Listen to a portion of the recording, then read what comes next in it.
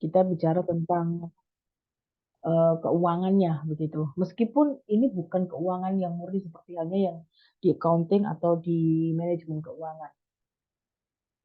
Ini harusnya adalah materi yang minggu lalu ya, tapi karena kita ada satu libur nasional, maka kita agak sedikit terlambat gitu loh.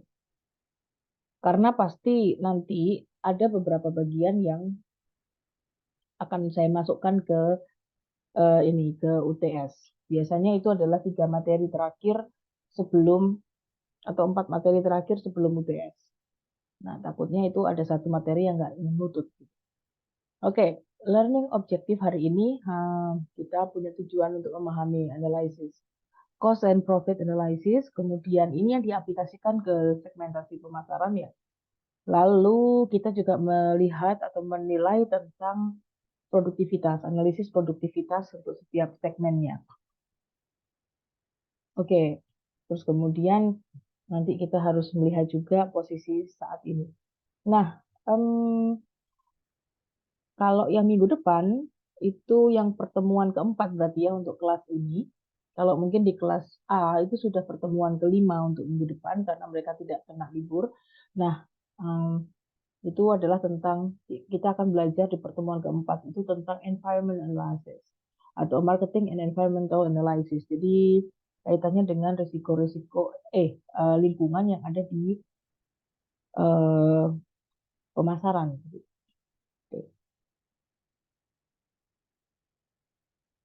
Nah, ini yang akan mungkin kita pelajari tapi tidak tidak secara detail karena ini saya lebih banyak kaitkan dengan pemasaran begitu ya. Kalau mau lebih detailnya tentang keuangan ya kalian belajarnya bukan manajemen pemasaran tapi manajemen keuangan. Oke, kita akan melihat bagaimana yang pertama itu adalah kita harus mengklarifikasi dulu yang namanya kategori biaya. Ya, seringkali kalau di dalam perusahaan itu ketika kita bicara tentang em, pemasaran, itu kadang kita nggak mau tahu tentang biaya yang kita keluarkan. Jadi begitu kita butuh untuk melakukan promosi, biasanya kita minta promosi gitu loh, budget untuk promosi. Nah, tetapi kan perusahaan itu harus melihat juga visi, misi, dan tujuannya dia. Dikeluarkan budget yang cukup banyak, misalnya dikeluarkan atau ditetapkannya budget yang cukup banyak untuk promosi, apakah itu strategis apa enggak? Kemudian ditetapkan terlalu sedikit, apakah itu juga strategis apa enggak? Jadi kita nggak bisa lihat dari sisi banyak sedikitnya saja kalau di marketing cost. Nah, kaitannya sekarang kita harus lihat dengan where we are, gitu ya. Jadi pertanyaannya adalah di mana kita sekarang berada? Where are we now? Di mana kita saat ini di industri itu berada? Produk kita itu seperti apa di industri? Jadi kalau kita nggak ngerti posisi kita di industri, maka kita nggak ngerti juga kita itu perlu keluar biaya banyak atau tidak untuk pemasaran. Kalau kita merasa bahwa kita, ibaratnya begini, kalau kita itu merasa bahwa produk kita itu sudah sangat laku di pasaran, jadi kita itu kadang-kadang nggak perlu lagi, nggak merasa perlu untuk mengeluarkan biaya pemasaran. Nah, tetapi apakah benar kita benar-benar berada di posisi top market? Nah, itu kan berarti harus analisis lingkungan dulu. Kita harus tahu dulu di mana posisi. Nah, bisa jadi juga sebenarnya kita belum di top market. Kita belum satu-satunya atau kita belum yang ada di eh, posisi pertama di pasar. Sehingga ketika kita menahan beberapa biaya untuk pemasaran, itu malah justru menjadi bumerang buat kita. Karena produk kita itu belum terkenal, tapi kita sudah merasa terkenal. Nah, itu akan bahaya. Gitu ya. Jadi, dalam hubungannya dengan pertanyaan where are we now, karena itu adalah salah satu hal yang paling penting yang harus dipahami dan harus diketahui oleh perusahaan ketika dia mau menentukan strategi yang harus diambil. Where are we now? Maka penting untuk mengetahui bagaimana sumber daya sudah dimanfaatkan dan bagaimana hasil pemanfaatannya. Jadi kita sudah tahu kita mau tahu posisi kita itu di mana sekarang. Kalau misalnya kita berada di top market, berarti kita sudah tahu bahwa sumber daya yang kita miliki itu mungkin sudah terlaksana dengan baik. Sumber-sumbernya sudah jelas begitu ya. dan kemudian pemanfaatannya juga sudah maksimal. Nah, kemudian kita lihat lagi bagaimana hasil pemanfaatannya. Nah, kalau sudah where are we now, kita sudah tahu di mana kita posisi produk kita berada, maka kita tahu juga hasil pemanfaatan dari sumber dayanya. Bisa jadi salesman-nya kita itu bagus-bagus, sehingga kita ada di top market. Bisa juga karena kita promosinya juga besar-besaran, sehingga kita memiliki posisi yang bagus di pasar. Nah, kalau kita sudah tahu posisi kita, maka kita bisa mengambil beberapa hal, eh, ini beberapa kemungkinan yang akan kita kerjakan. Yang pertama adalah mereformulasi dan melaunch ulang produk X, produk yang kita sudah miliki, kemudian melanjutkan keberhasilan produk yang sekarang ini dengan menggunakan layanan yang berbeda, sedikit ditambah fiturnya jadi menjadi layanan Y. Kemudian pengembangan dan launch project Z ya, atau yang dari istilahnya dari perusahaan dari produk-produk yang mungkin tidak produk-produk yang bukan baru gitu ya, bukan produk yang baru. Ya, jadi itu yang perlu dipahami, yang perlu diketahui. Terus kemudian kita lihat sekarang. Kalau sudah tahu hal yang seperti ini, maka kan kita harus memahami juga sebenarnya kita punya sumber daya seperti apa, gitu kan? Kalau mau mereformulasi dan melaunch ulang produk X itu apakah tepat atau tidak? Nah, contoh misalnya ya. Jadi contoh yang paling gampang itu adalah ketika kita melihat atau kita memahami yang namanya product life cycle. Product life cycle mungkin masih ingat ya. Bentar.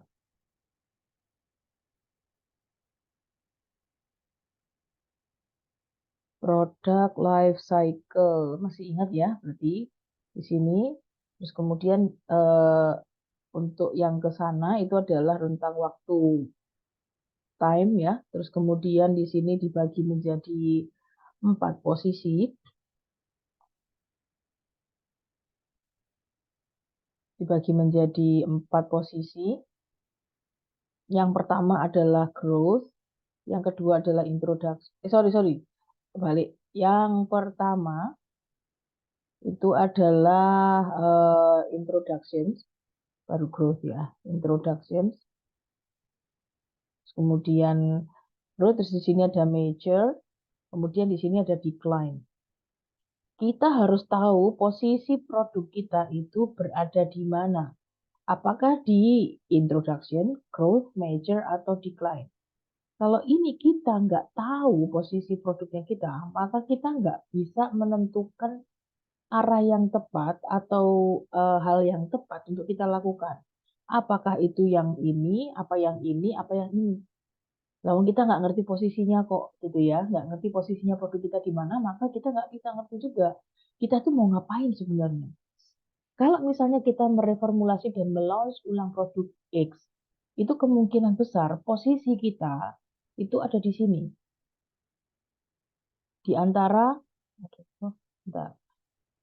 di antara M dengan D. Jadi di antara major dan decline, di antara sini. Kemudian bisa jadi dia melanjutkan keberhasilan pasar dengan menggunakan layanan Y kalau dia berada di posisi ini. Antara ini. Jadi dia lagi bagus-bagusnya gitu posisinya. Terus kemudian bisa juga dia mengembangkan dan melaunch project Z karena dia melihat produk X dan layanan Y-nya itu nggak berkembang, maka dia akan meluncurkan sesuatu yang baru di sini. Nah, tapi dia mau milih yang pertama, kedua, atau ketiga, ini dia harus tahu posisinya di dalam, contoh misalnya kita melihatnya dari product life cycle. Banyak sih sebenarnya platform yang dipakai untuk melihat posisi pasar, apakah itu dengan menggunakan product life cycle seperti ini, ataukah menggunakan misalnya BCG Matrix dan seterusnya. Jadi kita bisa melihat di sana. Ya. Terus kemudian, oke, nah ini adalah bagaimana perusahaan itu bersaing di area-area tertentu. Jadi ada beberapa perusahaan dia mungkin lebih fokus ke area bisnis atau dia memperhatikan customer type-nya, tipe-tipe customer-nya, atau dia lebih fokus ke produknya, jadi masuk ke quality, product quality, atau ke level of service-nya. Jadi mungkin dia ada after sale service. Ya, jadi after sales service. Nah, bisa jadi dia melihat ke sana. Nah, karena kalau dia tidak melihat yang dia khususkan itu apa, maka dia akan menghambur-hamburkan banyak biaya tidak efisien yang mereka kerjakan, gitu. Oke. Nah, sekarang kita lihat selanjutnya. Banyak biaya pemasaran tidak diidentifikasikan dengan baik karena fungsi pemasaran tidak selalu dilakukan oleh departemen pemasaran. Kadang-kadang fungsi pemasaran ya untuk perusahaan-perusahaan yang memang kayak misalnya di Mahardika lah, gila marketing, tetap aja ada departemen pemasarannya. Ya, tetapi di beberapa perusahaan lain mungkin karena mereka merasa bahwa semua orang yang bekerja di situ mereka harus berfungsi sebagai pemasar atau mereka harus menawarkan produk juga misalnya seperti itu, maka fungsi pemasaran tidak selalu dilakukan oleh departemen pemasaran secara khusus. Sehingga biaya pemasarannya itu tidak teridentifikasi dengan baik. Kalau misalnya di sini, ini adalah departemen pemasaran, ya. Marketing departemen misalnya.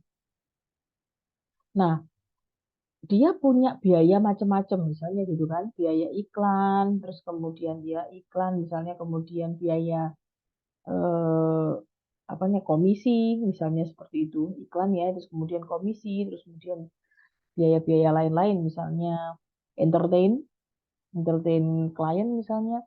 Nah, ini semua kalau dia punya marketing departemen yang khusus, ini bisa terbaca. Jadi bisa ngumpul di salah satu departemen gitu, sehingga dia bisa mengidentifikasi dengan baik. Tapi kalau fungsi pemasaran ini kemudian dilakukan juga oleh orang produksi, maka yang namanya iklan, terus kemudian biaya komisi dan juga apa namanya entertainnya ini itu tidak akan terkendali dengan baik.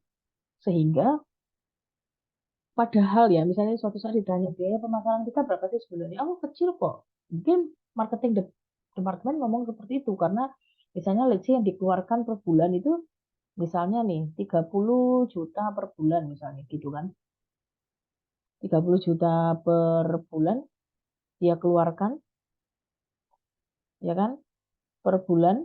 Nah, tapi ternyata sebenarnya justru lebih dari itu. Bisa jadi lebih dari itu karena fungsi pemasaran yang tercatat di dia itu hanya 30 juta per bulan. Nah, ini masalah. Karena bisa jadi nanti yang di departemen produksi karena dia juga mau entertain kliennya misalnya seperti itu ya. Nah, dia akan minta langsung ke mungkin bagian keuangan gitu. Aku mau entertain si X ya, ini karena dia pembeli besar nih, gitu. Nah, mungkin dia keluarkan lebih dari 10 juta, tapi itu tidak tercatat di marketing departemen ini.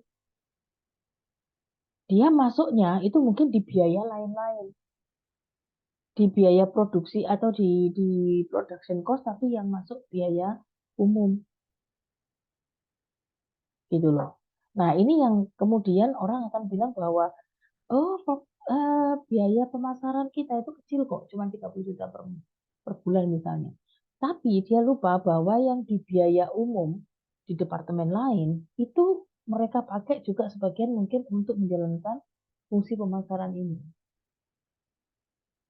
Begitu ya. Nah, silakan kalau ada yang mau ditanyakan.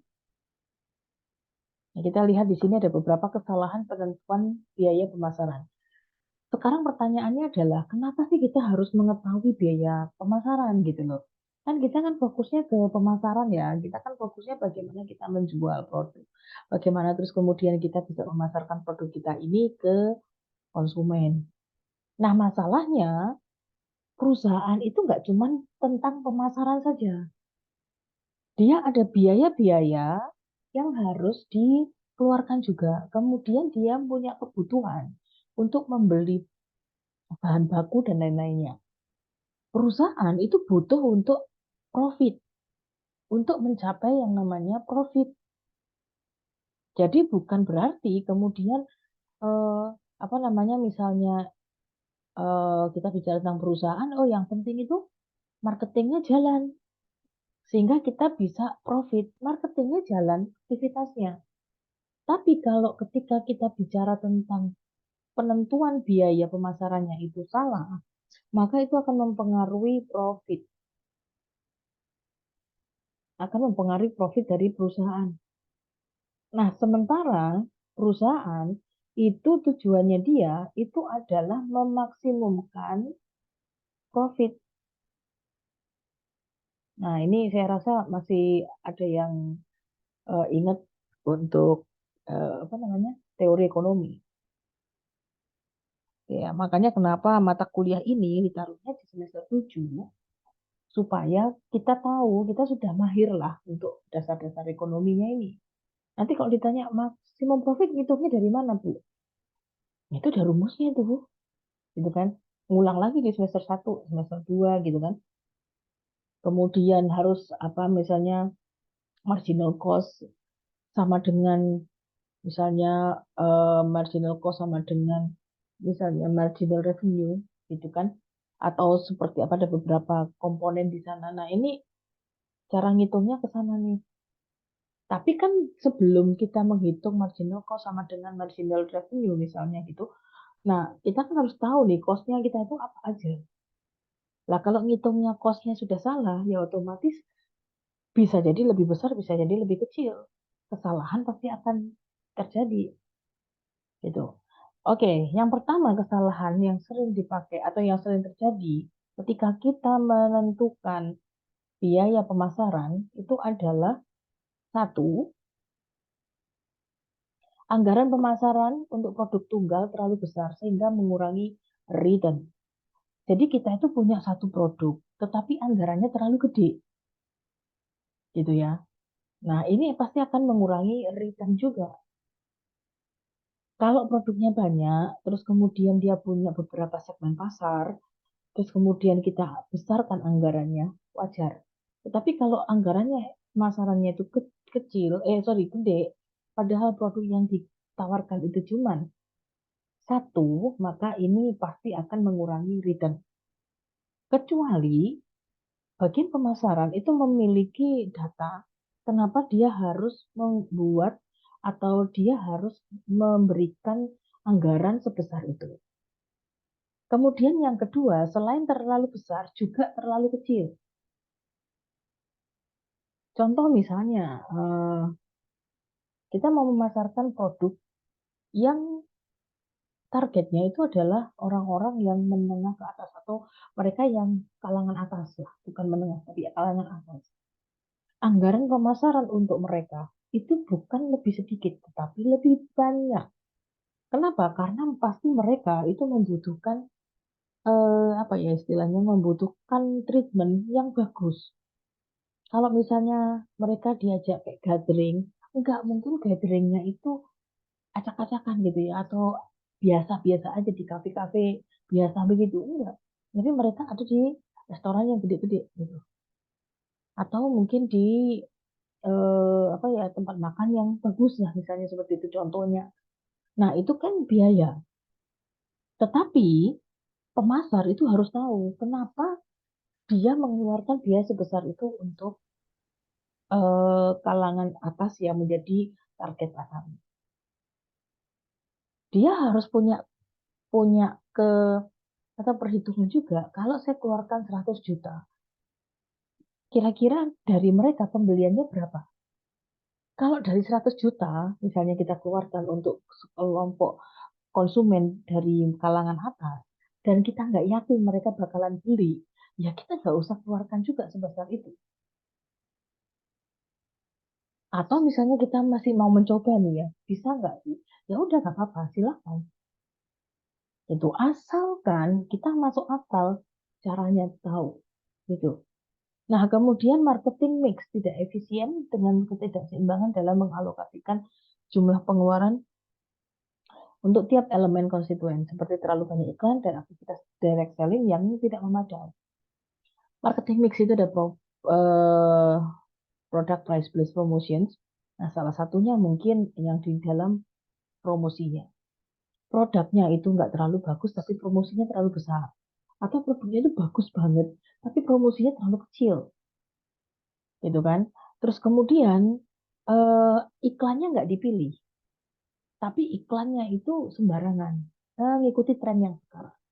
Nggak apa-apa juga kalau memang itu ada dampaknya dan sesuai dengan produknya, gitu. Tapi kalau misalnya produknya ternyata nggak sesuai dengan apa yang dihasilkan atau produknya itu nggak sesuai dengan pasarnya mereka, maka nggak perlu juga kayak gitu, gitu loh.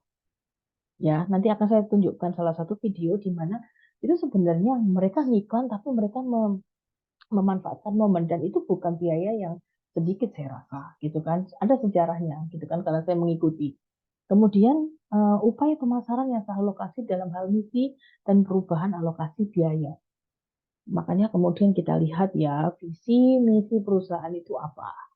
Kalau kita sudah paham itu, maka pada waktu kita menjalankan aktivitas pemasaran atau merencanakan dulu aktivitas pemasaran, itu akan menjadi sesuatu yang sifatnya eh, strategis begitu. Oke, jadi kita bicara tentang strategis itu bukan strateginya dulu, tetapi kita bicara keputusan yang kita ambil itu benar-benar akan sesuai atau relevan dengan visi misinya kita perusahaan atau enggak, ya.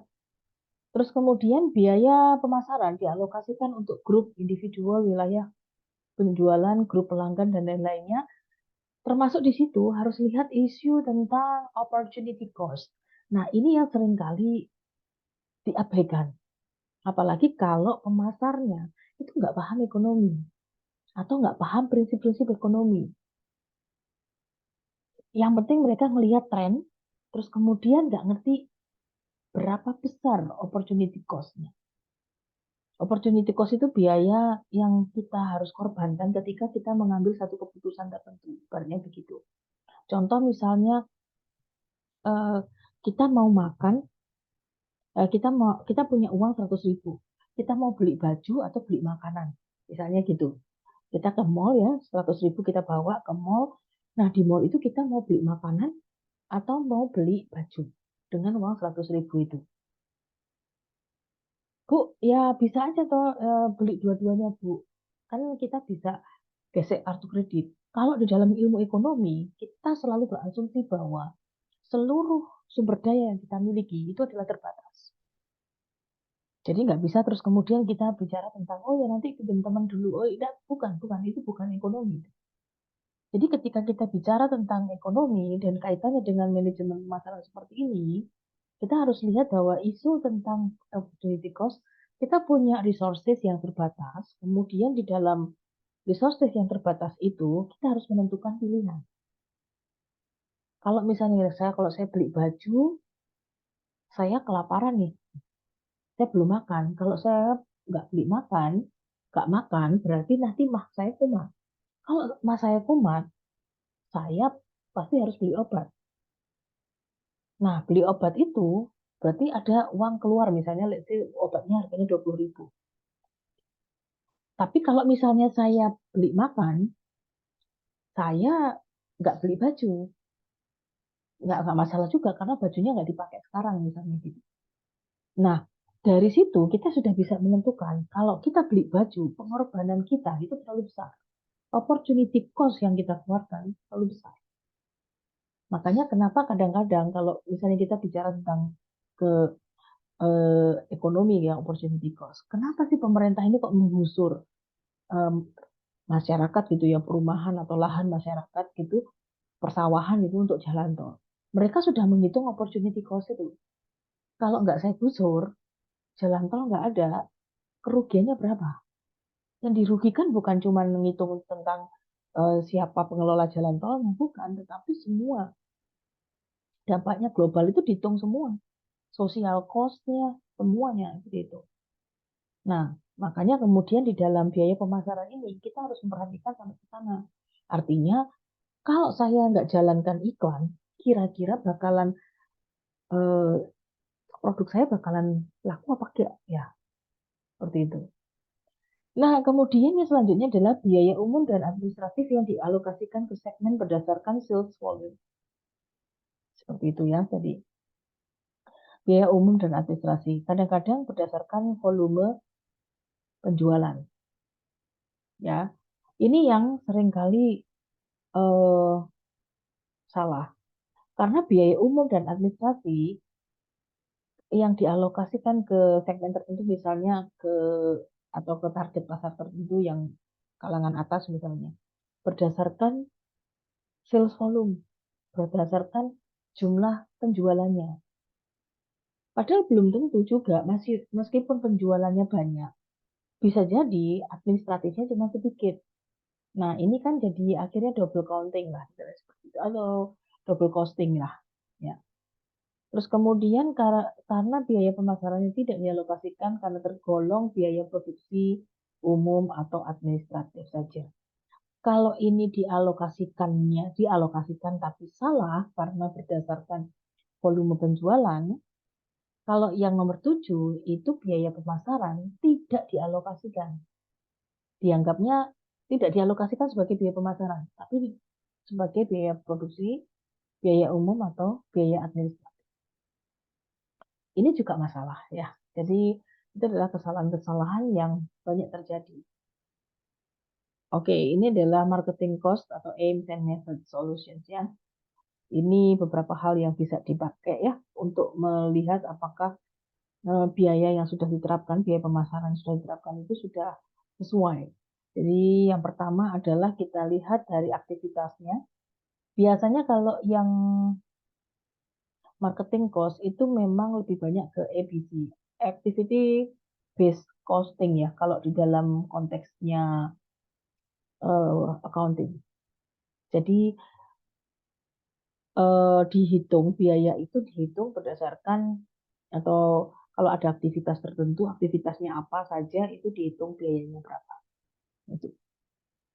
Jadi setiap aktivitas itu pasti sudah terencana, kamu mau ngapain dan seterusnya. Kemudian analisis biaya pemasaran limit. Nah, ini kalau misalnya produk itu memiliki perusahaan itu memiliki lebih dari satu produk atau lebih dari satu lini produk. Maka itu akan membuat lini produk ini masing-masing pasti akan berbeda. Yang satunya bisa jadi dia banyak, membutuhkan banyak biaya, yang satunya mungkin enggak. Kemudian yang ketiga, analisis biaya ini dalam melayani kelas pelanggan itu berbeda-beda, tergantung kinerja profit yang relatif.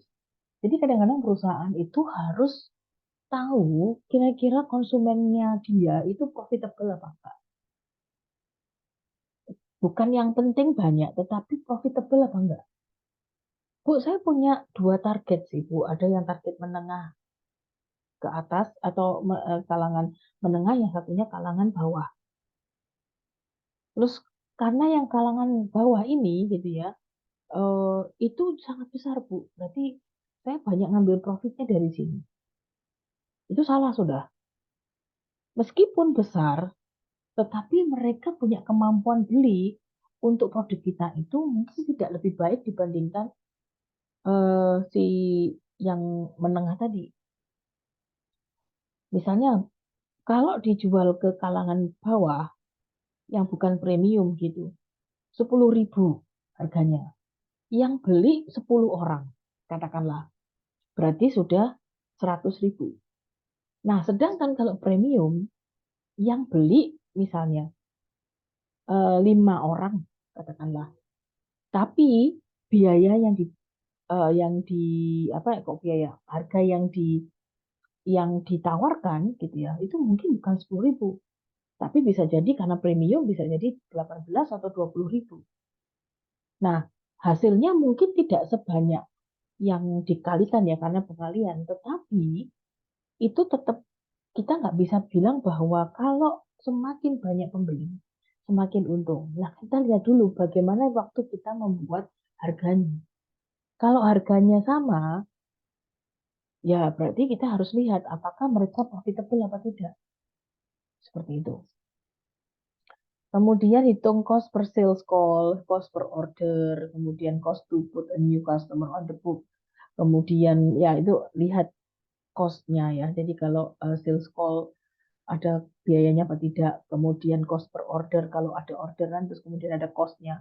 Kemudian evaluasi manajer menurut tanggung jawab biaya. Misalnya, let's say di situ um, manajer ini lebih ke arah sumber daya manusia sebenarnya ya. Jadi apakah biaya yang dikeluarkan oleh perusahaan itu sudah memiliki ada pengendaliannya. Jadi kalau misalnya lebih atau kurang dari yang ditetapkan atau dianggarkan, nah itu harus ada pertanggungjawabannya. Seperti itu ya. Jadi marketing cost itu bukan cuma sekedar saya butuh entertain klien saya nih, udah dikasihkan aja gitu kan. Budgetnya berapa sih, butuhnya berapa. Bukan cuma itu gitu loh. Tapi kita lihat klien yang mana dulu nih. Saya keluarkan biaya sama, tapi kliennya itu tidak sama gitu loh. Responnya berbeda. Yang satunya itu biayanya tinggi, tapi dia responnya bagus dan sekali beli dia beli banyak produk. Yang satunya itu biayanya rendah, tapi sekalinya beli dia juga nggak terlalu antusias gitu loh dengan produk dan dia mungkin justru punya produk lain sebagai pengganti produk kita. Ya, ini bisa dipilih kan, kira-kira mana yang akan lebih menguntungkan. Seperti itu. Oke. Nah, ini yang kita bisa lakukan ya, the basic approach ya untuk marketing cost. Jadi ada dua tahap. Yang pertama, marketing cost diklasifikasikan ulang ke dalam functional cost group. Jadi sales expenses. Sehingga cost group akan mencakup semua biaya yang berhubungan dengan aktivitas pemasaran tertentu. Jadi aktivitas pemasaran itu bisa promosinya, terus kemudian after sales service misalnya gitu kan. Terus kemudian bisa juga dengan biaya retur apa misalnya apapun itu aktivitas pemasaran yang sudah ditetapkan oleh perusahaan. Mungkin setiap perusahaan akan berbeda ya, jadi tergantung bagaimana sistem pembiayaan atau sistem pendanaan dan juga keuangan yang ada di perusahaan tersebut. Tapi sekali lagi yang pasti biaya pemasaran itu tidak bisa kalau dibebankan sebagai biaya umum. Harusnya. Karena kecuali kalau misalnya di biaya umum terus kemudian di breakdown lagi biaya umum itu ada biaya apa-apa terus kemudian ada biaya pemasaran gitu ya marketing cost. Nah, ini baru bisa. Tetapi kalau kemudian langsung dimasukkan biaya lain-lain gitu kan, ke biaya umum saja tanpa ada keterangan apakah itu marketing atau bukan. Nah, itu nggak bisa. Kemudian functional cost ini dialokasikan ke segmen of interest atau lini produk. Jadi sales expenses-nya termasuk juga kelompok pelanggan. Jadi misalnya ada, coba saya lihat di sini. Nah, ini contohnya. Oke, yang ini biaya terjadi bisa biaya secara langsung ataupun tidak langsung ataupun yang langsung, indirect atau indirect atau direct. Kalau yang indirect ini berarti dia tidak langsung. Nah, di dalam kalau tidak langsung berarti dia masih harus di breakdown lagi ke function A, function B, function C. Terus kemudian baru dia akan masuk ke full cost of segment. Jadi mungkin di eh, satu segmen pasar tertentu dia punya tiga fungsional apa namanya tiga tiga fungsional atau cabang lah istilahnya gitu ya. Nah, itu mereka pasti punya masing-masing ya, B, C.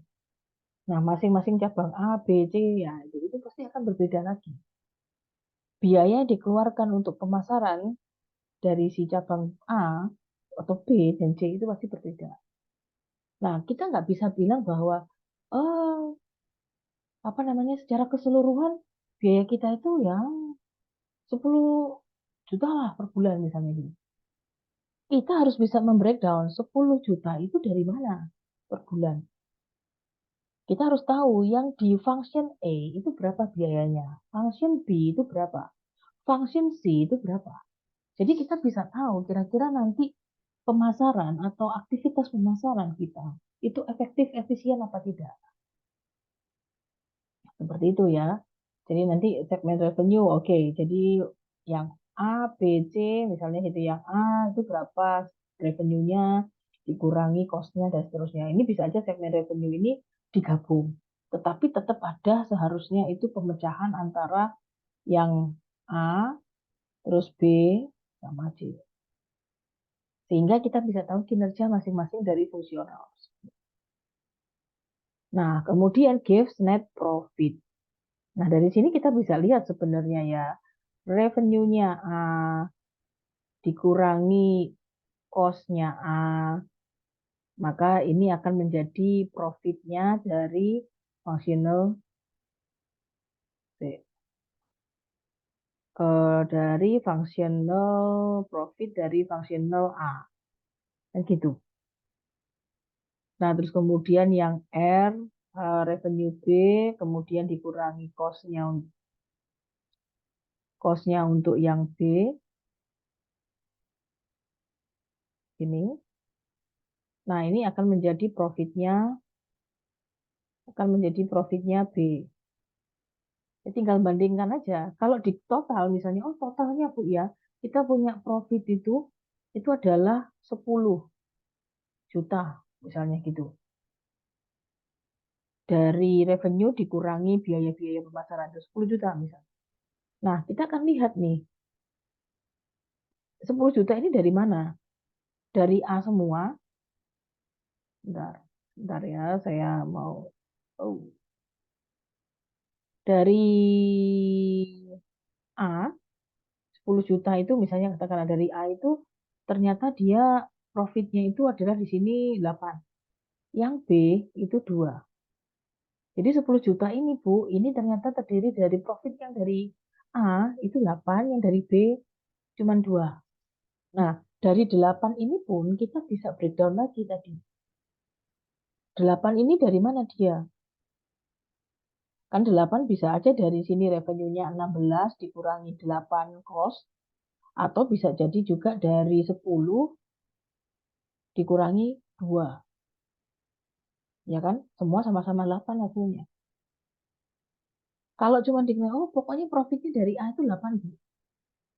Kalau ditanya, 8 itu dari mana? Cost-nya berapa dia?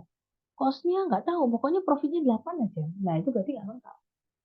Kalau cuma kita mengaca ke 8-nya ini, kita belum tahu kinerjanya A itu lebih bagus dari B apa enggak.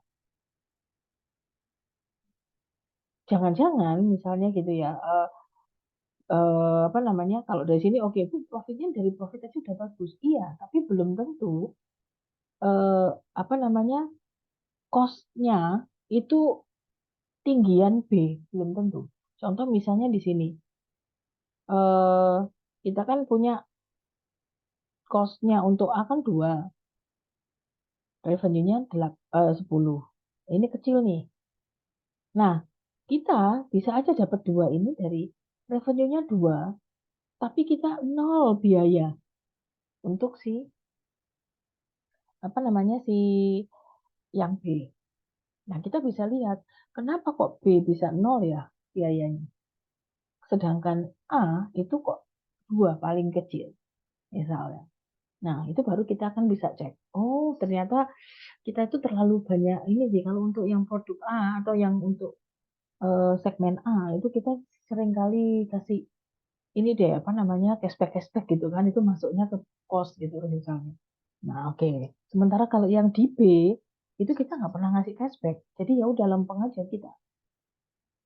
Terus kita tanya lagi, memangnya konsumennya yang di segmen A itu kayak apa? Oh, yang di A itu biasanya adalah segmen apa namanya konsumennya perusahaan lain yang nyasar ke kita. Jadi supaya mereka tetap beli produk kita, kita kasih cashback. Oke. Sementara yang kedua itu kita nggak perlu ngasih cashback pun mereka tetap beli. Nah, berarti kualitasnya itu bisa jadi justru di segmen B ini yang paling bagus customernya. Profitable dia. Nggak pakai biaya promosi tetap beli. Tapi yang ini meskipun menguntungkan, tetapi belum tentu juga dia akan eh, terdiri dari elemen yang memang benar-benar menguntungkan.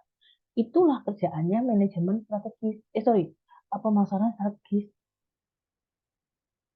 Jadi kita melihat data itu bukan cuma sekedar, oh ini bagus nih, banyak yang bakalan beli. Cek dulu siapa yang mau beli. Orang-orangnya seperti apa yang mau beli. Seperti itu ya. Oke, silakan mungkin ada yang mau ditanyakan. Bentar, saya harus...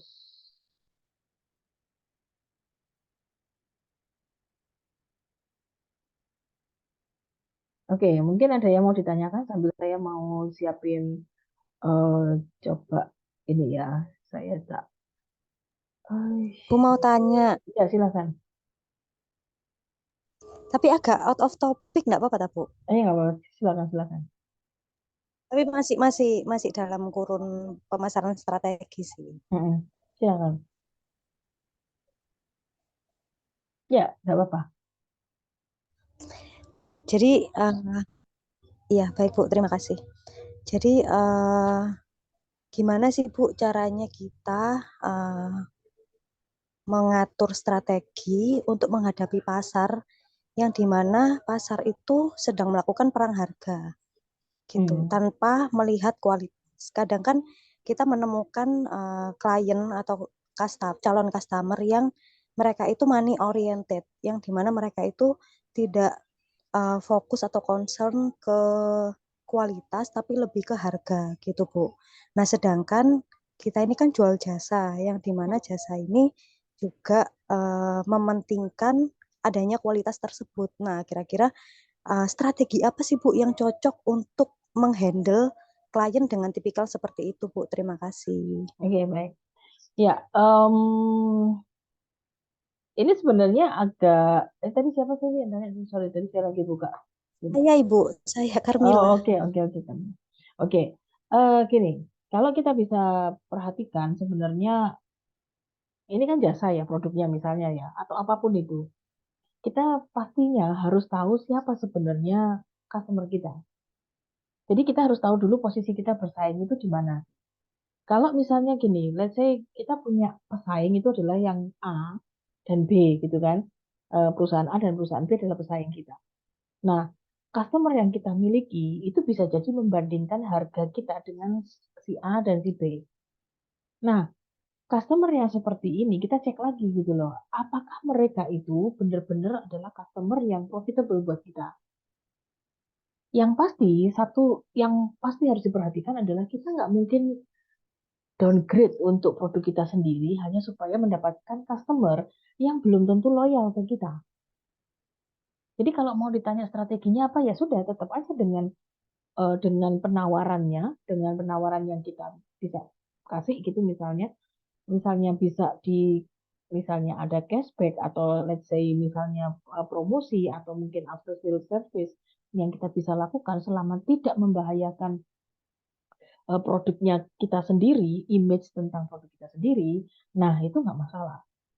Customer itu juga dia tidak akan, ya kalaupun misalnya dia, lo kok nggak diturunkan sih harganya, di sana lo lebih murah. Ya udah berarti kamu bukan, apa sih, bukan targetku gitu loh. Jadi ya itu harus kita petakan. Memang, lah Bu, tapi kan kita ya butuh target ya, ya kita butuh customer atau kita butuh konsumen. Iya benar.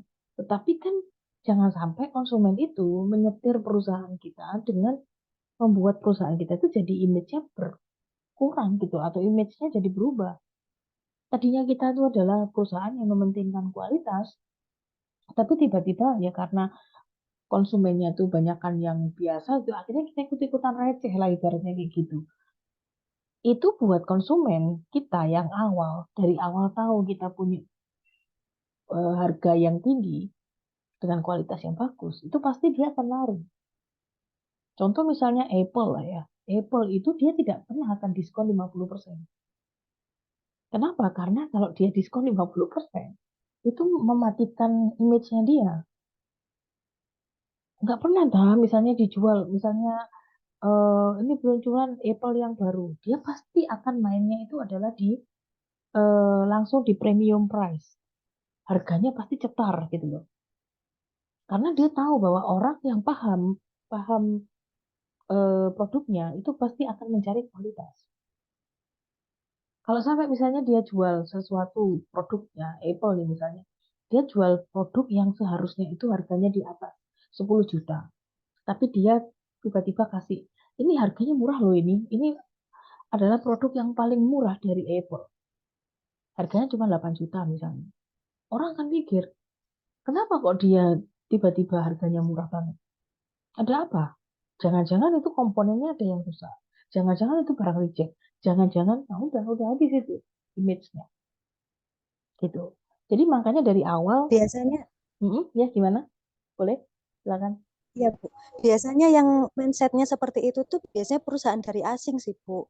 Jadi biasanya itu kalau Hmm, manajemennya mereka, top manajemennya itu dari asing, hmm, biasanya mereka itu lebih fokus ke kualitas gitu. hmm. Tapi kalau manajemennya dia itu masih orang Surabayaan gitu, maksudnya Benar. mohon maaf, Iya. bukan bukan saya rasis ya Bu, disclaimer dulu. Maksudnya eh, kalau orang apa dari Surabaya itu kan biasanya mintanya yang murah dengan dapatnya banyak gitu kan Bu. Nah itu Hmm. agak repot sih kalau menemui klien-klien yang seperti itu gitu sih. Itu kesulitan yang selama ini saya hadapin gitu sih Bu.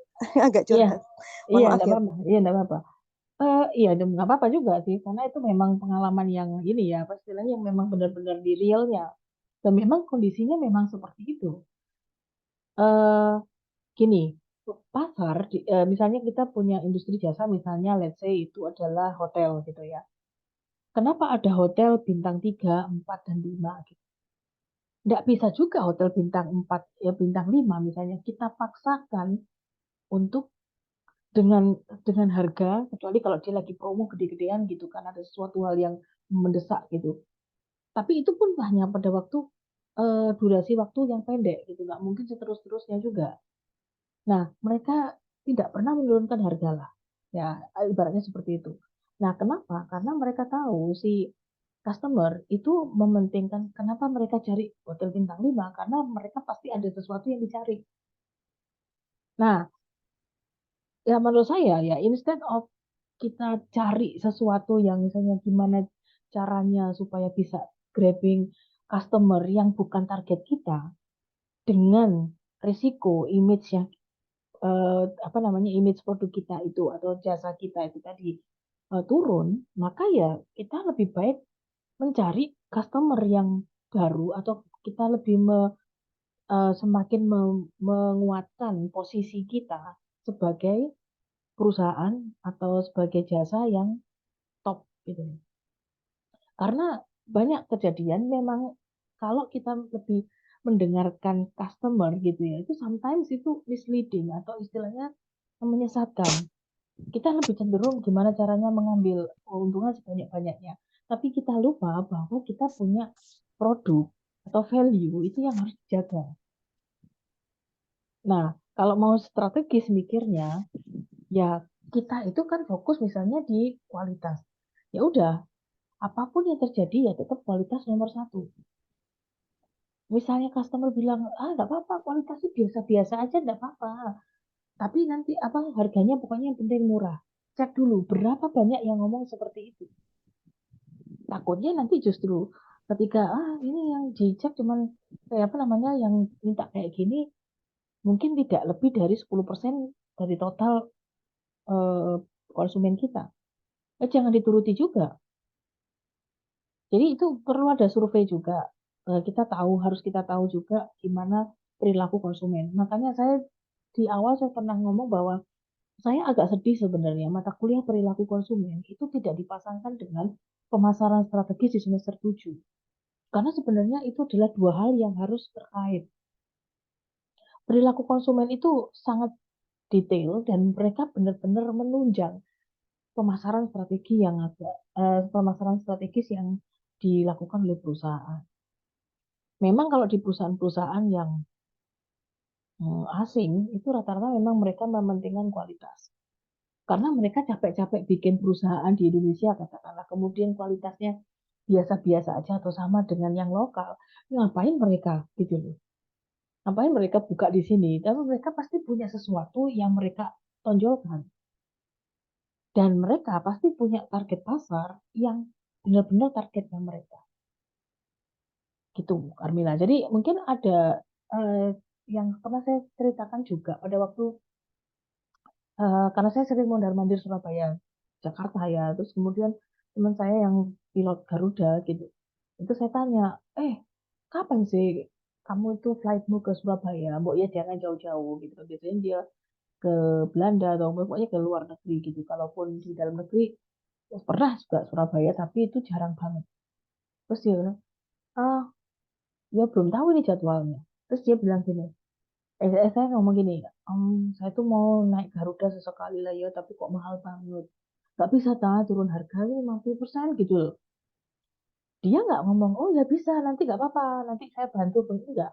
Dia bilang gini, ya berarti kamu bukan target pasarku. Gitu aja. Ngomongnya sudah langsung kayak gitu dia. Ya ya udah, kalau kamu pengen naik yang murah, ya nggak apa-apa. Resikonya apa? Ya jaminan kualitasnya, jaminan ketepatan waktunya pasti juga nggak banyak. Gitu ya. Tapi begitu saya milih misalnya, contoh misalnya hari ini, saya biasa naik Citylink. Dari kemarin itu saya gagal terus gitu ya, waktu mau nyari, aduh, kayaknya kok lagi nggak mood banget gitu loh gitu. Terus kemudian hari ini saya lihat itu dengan jam yang biasa saya pilih gitu, waduh itu sudah di atas 1,2 gitu. Itu satu trip loh. Saya biasanya itu tinggal nambah misalnya 1,5 atau sekitar 1,6 begitu, saya sudah dapat PP dengan jam itu. Tapi kenapa ya gitu loh, saya sampai heran.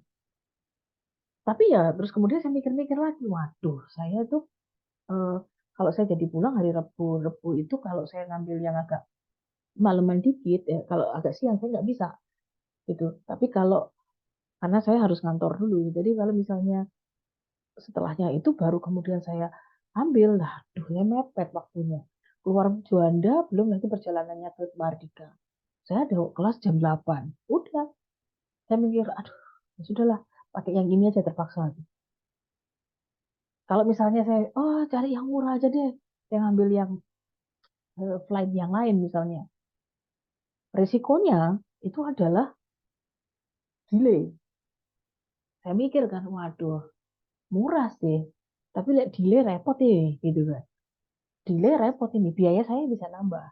Nah, pada akhirnya kembali lagi ke perilaku konsumennya. Konsumen ini sebenarnya maunya apa? Kalau maunya value-nya atau mau kualitasnya, dia akan datang ke kita. Tapi kalau mau murahnya, biarkan itu urusan dari perusahaan lain yang memang mereka fokusnya bukan di kualitas. Karena konsumen itu kita nggak bisa bilang, yang benar itu kamu mementingkan kualitas, bukan harga. Itu salah. Kita nggak bisa maksa mereka soalnya. Mereka mesti mikir gini, ya sekarang saya mesti mementingkan kualitas, tapi ya sometimes saya akan mementingkan harga, apa namanya, mementingkan harga juga.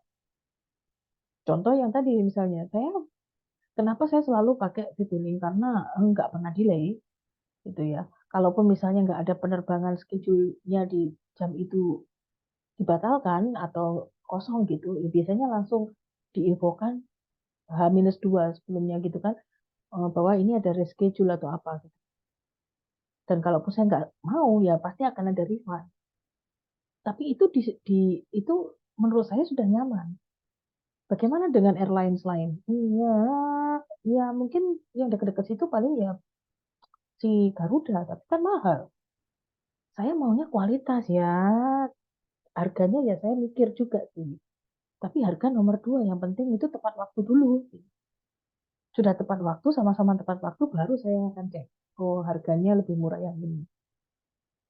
Tapi karena lebih murah ya otomatis mungkin nggak ada, maksudnya mungkin jenis pesawatnya, mungkin kan gitu kan, terus atau mungkin tempat duduknya lebih sempit. Ya kalau Citylink itu sempit menurut saya sih. Itu terus kemudian mungkin nggak on on flight service-nya mungkin tidak terlalu sebagus di Garuda misalnya begitu. Nah, contohnya seperti itu. Tapi ya sekali lagi back to konsumen. Maka nggak usah pusing sebenarnya Kamila. Jadi kalau memang maunya kita fokus ke kualitas, ya sudah kualitas itu. Itu yang yang terjadi ya. Dan Baik, itu ya daripada kamu ya saya bikin ini deh, saya turunkan harganya gitu. Orang kan berpikir kok jadi murah ya? Yang tadinya beli-beli gitu kemudian kok jadi murah ya? Apa nih? Kenapa nih? Ada masalah apa nih? Gitu kan? Dia mau gulung tikar lah. Oh, itu sudah banyak banyak overthinking dari customer gitu loh. Dan itu cukup berbahaya buat perusahaan. Nah, itu tadi ya. Jadi Kamila. Jadi kalau baik Bu Evi, terima kasih banyak Bu. ya oke. Coba saya mau tampilkan satu mana tadi itu? Ya sebentar ya. Hmm, eh, si- kok ini ada 4 menit. Oh, saya ambil yang 1 menit aja.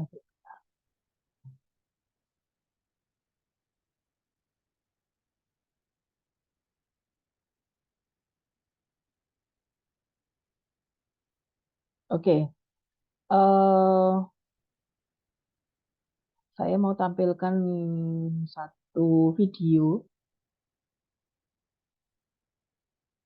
Ya, mana ya tadi? Eh, jadi dia itu punya punya acara sebenarnya itu adalah untuk pameran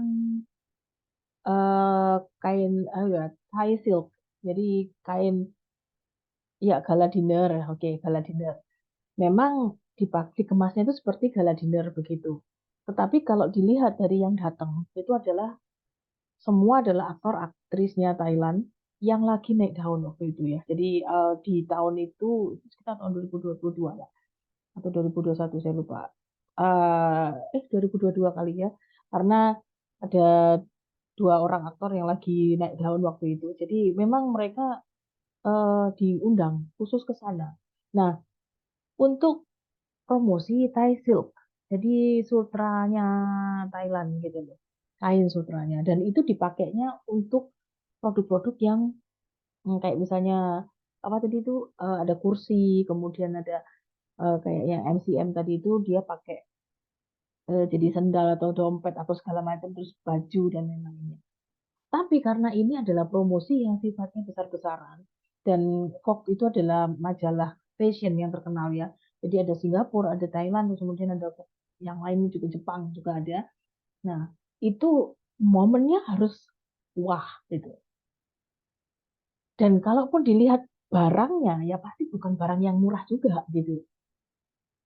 Nah, yang hadir ya orang-orang desainer-desainer dari Gucci, Chanel, terus kemudian yang mereka kerjasama ya biasanya gitu atau brand ambassador dari apa namanya dari eh, apa namanya merek-merek tersebut. Contoh misalnya tadi yang pegang pegang tas pegang tas kecil itu Gucci ya. Jadi yang Mio Sofasit itu kan dia pakai yang Gucci. Nah itu dia memang pakai di situ. Terus kemudian kalau yang 2 orang foto tadi itu waktu duduk terus kemudian dia foto eh, mereka lebih ke arah perhiasannya jadi aksesorisnya itu saya lupa pakai merek apa Piaget atau apa saya kurang tahu Piaget tulisannya Piaget gitu ya nah itu macam-macam. Terus kemudian jam tangannya juga bukan jam tangan yang murah. Nah, hasilnya apa dari situ? Vogue itu adalah majalah fashion.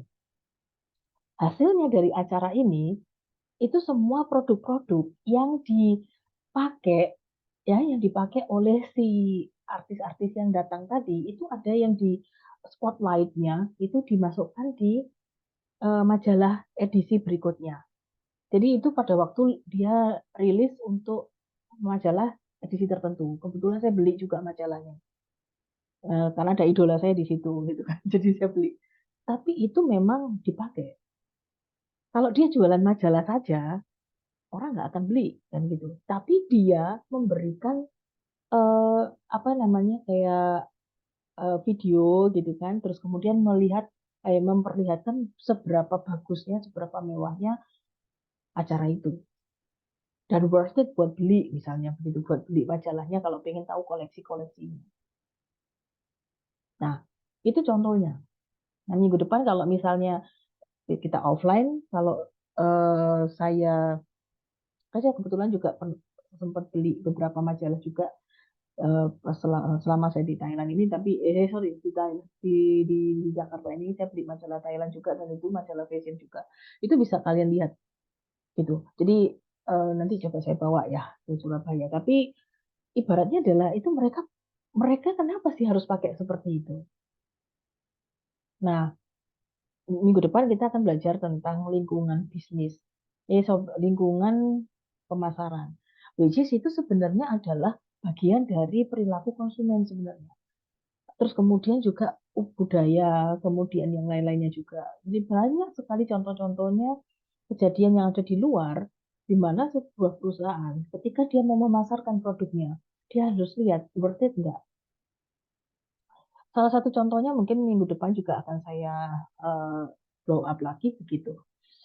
Eh, contoh tadi yang uh, apa ya, sebentar. Ada ada dua dua orang yang dia adalah House of Brand Ambassador ya, House of Ambassadornya Dior. Karena ini dari Thailand. Jadi kemudian karena dia itu fansnya banyak. Kalau dia individual fansnya juga banyak dan sangat ini ya, sangat militan banget fansnya. Terus kemudian pas mereka gabung, otomatis dua fansnya mereka, dua fandomnya itu gabung jadi satu. Itu juga ada. Jadi ada tiga fandom ketika mereka tampil bareng itu tiga fandom itu bergerak semua untuk apa ya istilahnya trending gitu. Dan ternyata itu cukup mampu mendongkrak apa istilahnya penjualan dari si Dior itu sendiri, produk-produknya Dior. Kalau dari Korea mungkin Jimin sama Chaenwoo ya, sama Jisoo, Jisoo Blackpink. Itu kan eh, Dior juga dia pegang. Nah, Dior berani loh bayar mereka semua ini gitu kan. Aktor-aktornya, terus kemudian artis-artisnya, itu kan mahal. Tapi mereka tahu kenapa mereka harus bayar mereka ya karena worth it pasti. Kalau nggak worth it mereka nggak dipakai. Dan ternyata memang benar. Sekarang dunia fashion, kebetulan kalau kalian mungkin lihat IG saya gitu ya, itu sering saya share tentang fashion, maksudnya kayak Paris Fashion Week apa-apa gitu berita-berita tentang bisnis-bisnis seperti itu. Nah itu di Paris Fashion Week yang kemarin ya bulan Oktober ini itu penjualan Dior itu melebihi Gucci. Jadi selama ini Gucci aja gitu kan yang menjadi pimpinan tertinggi gitu ya di eh, apa namanya di urusan fashion. Tapi sekarang bisa tergeser oleh si Dior. Dan wah itu sangat apa namanya sangat cepat gitu loh. Dulu dulu ya biasa ya misalnya Dior terus kemudian Chanel terus kemudian Louis Vuitton dan lainnya itu semua masih dipimpin oleh Dior. Sorry, dipimpin oleh Gucci. Sekarang Dior. Gitu. Kenapa? Karena berani bayar Jimin, Chenwo, terus kemudian eh Jisoo, Jisoo, Bu. Jisoo. Terus kemudian kalau yang dari Thailand itu dua brand ambasadornya yang Mael Pakum sama Pona Tawin. Ih, menjual, ya ini, berani bayar mahal. Kalau ditanya-tanya, "Tuh, marketing cost-nya mahal, itu worth it tapi. Worth it lah. Barangnya kan high end brand, mahal itu. Terus yang beli siapa? Ya yang pasti bukan seluruh fansnya, misalnya let's say ya, kebetulan saya stand-nya di Mile Vacuum kan. Nggak semuanya orang-orang yang fansnya Mile Vacuum bakalan beli. Saya juga nggak akan mampu beli Dior yang seharga segitu ya. Dior asli loh ya, bukan yang KW. Tetapi itu ternyata cukup mampu mendongkraknya. Contoh juga eh, parfum. Parfum Guerlain, Guerlain tulisannya. Itu kan dari Prancis. Itu begitu pakai brand House of sorry, Friend of Guerlain Asia Tenggara itu dipegang oleh si Mel Pakum. Itu salah satunya yang tampil di video klip tadi. Itu langsung sold out. Dan parfum yang dipegang, ya cuman dipegang saja sama si aktor ini, terus kemudian dia bilang, saya suka parfumnya ini. Gitu kan. Nah, itu sold out. Harganya itu sekitar berapa juta begitu loh. Botol kecil. Jadi kalau coba sih nanti ke saya, tapi kalau saya ngintip di situ juga agak nggak, kalau di bandara di Cengkareng di sini Soekarno Hatta itu ada sih standnya Gorlane gitu ya, itu ada. Dan itu memang SPG-nya itu wah, ya beda lah dengan parfum-parfum yang lain gitu. Jadi itu kita harus tahu itu aktivitas pemasaran. Kita tahu siapa yang kita tembak duluan kan targetnya. Jadi kalau saya masuk ke sana ya dia paling anak ini juga akan lihat-lihat aja, lihat dari penampilannya gitu. Tapi kalau saya misalnya bawa yang misalnya saya berpenampilan sangat menarik dan kayak kelihatan wow gitu, ya pasti mereka akan deketin. Oh bisa saya bantu. Terus kemudian paling ceritanya juga seperti itu. Karena mereka tahu itu adalah target pasarnya mereka. Dan mereka nggak akan wasting time untuk orang-orang yang bukan target pasarnya mereka. Contohnya misalnya saya mau cuman lihat-lihat aja kok enggak. Oh ya silakan, paling cuma gitu aja. Tapi begitu saya nanya, Mbak, yang ini ada contohnya misalnya di tester baunya enggak misalnya kayak gitu. Dia pasti akan mungkin dia akan beli. Jadi dia akan memberikan treatment yang berbeda. Yang tadinya dibiarin silakan nonton lihat aja ya belum tentu kamu juga beli gitu misalnya. Jadi begitu saya tanya agak lebih ini, ya dia mungkin akan memberikan pendekatan gitu. Tapi sebelum itu ya dia tenang aja nggak receh juga gitu, mau beli ya silakan dilihat-lihat dulu deh. Nah, enggak, jadi untuk yang high end brand itu kayak gitu modelan yang lainnya. Nah jadi makanya yang mana yang dipentingkan kualitas mana yang dipentingkan kuantitas, nah itu kita tahu, kita punya visi misi. Nah bagaimana aktivitas pemasaran itu akan dikenakan biaya, nah itu tergantung dari kita punya visi misi seperti apa, target pasar kita siapa. Semakin mahal atau semakin tinggi kelas dari konsumen yang kita target, maka biaya pemasaran itu sebenarnya bukan semakin rendah, tetapi semakin tinggi. Kita mau memasarkan produk perumahan yang harganya di atas 2 miliar, atau let's say 3 sampai 4 miliar lah startnya. Nah, kalau kita mau mengadakan misalnya gala dinner, nggak mungkin juga kita ngundang yang, sorry ya, ini misalnya yang eh, apa ya namanya yang joget-joget dan koplo gitu nggak pasti nuansanya kayak gini tadi gala dinner tadi dia sesuaikan. Oh kalau konsumenku kayak gini mereka sukanya apa sebenarnya. Nah tapi kalau misalnya perumahan yang menengah gitu ya oke, ini mungkin ada ice cream party sambil nanti ada musik, ada mendatangkan artis dangdut artis ini itu terserah nggak masalah juga karena itu mereka lebih merakyat dan itu lebih yang dikenal.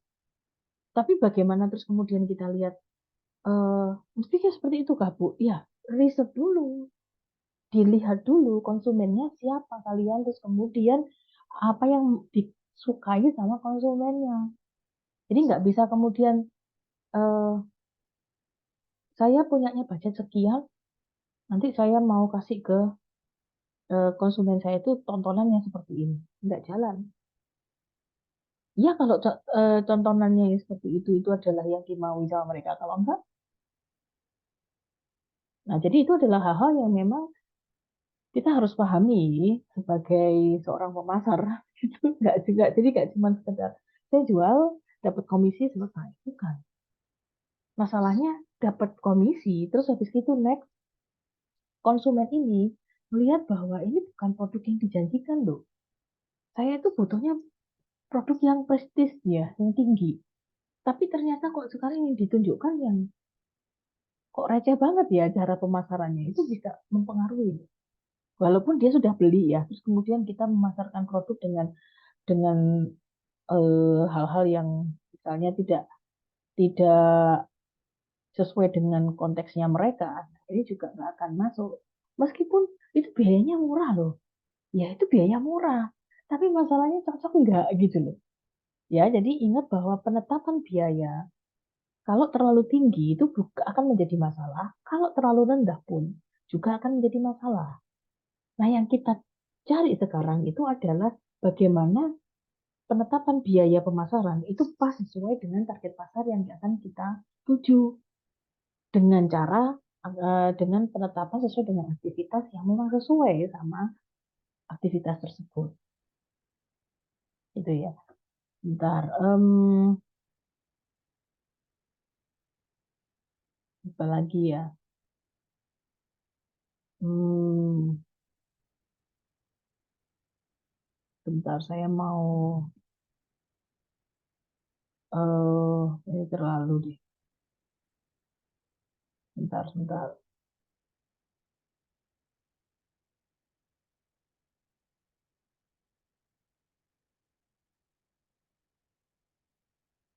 Oke, saya akan tunjukkan bagaimana dua apa namanya istilahnya eh, yang tadi Dior ya.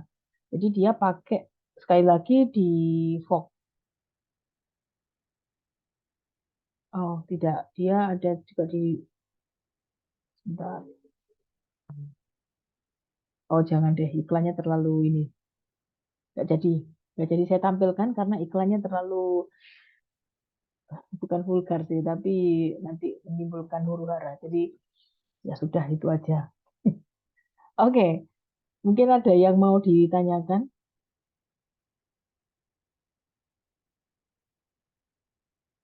Jadi tadi mungkin bisa menjawab Kak Mila ya. Jadi eh, dulu Iya Ibu, baik. itu Terima berlaku kasih untuk atas semua ya, penjelasannya. baik itu produk maupun jasa ya. Kalau di saya itu, oke. Ya, mungkin ada yang mau ditanyakan. Saya mau menampilkan video, tapi takutnya videonya terlalu wow, tidak jadi.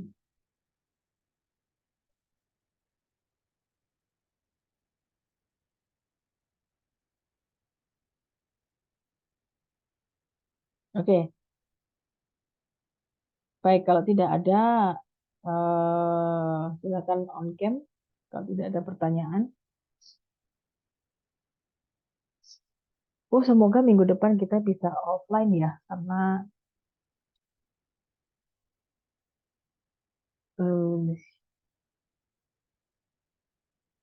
saya juga saya itu juga kangen sama kampus sebenarnya. Saya itu sejak pertemuan pertama belum pertemuan pertama kelas semester ini. Oke, kita screenshot dulu ya. Satu, dua, tiga. Tenang, tenang.